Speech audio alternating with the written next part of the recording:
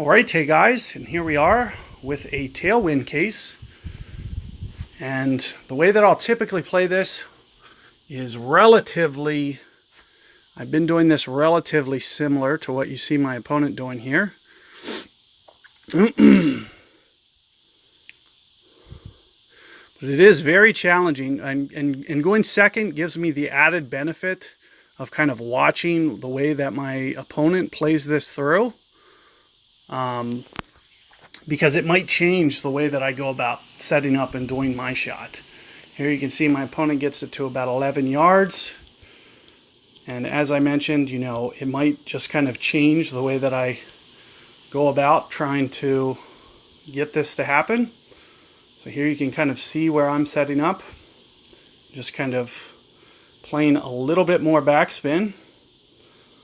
And make sure that you are doing a severe overplay here. You're going to see me go at least 15, 20 rings here. That was probably 16 rings with this adjustment.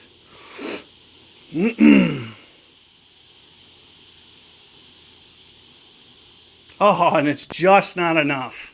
So unfortunately, you almost have to go 20 rings there to get that bounce on that fairway.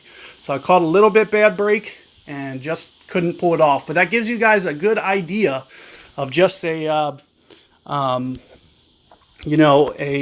possibility as to what you guys need for that ring adjustment there. I went a good 40% beyond, and it still wasn't enough. I even had room for, say, 4 rings above me, and it still wasn't enough. So that was a full-on, 20 ring, easily downwind tailwind. So just something to consider when you guys are playing that shot, especially in tailwinds. That's going to be a mega adjustment that you guys need to do. So you do need to be very careful with the way that you go about doing it, and good luck.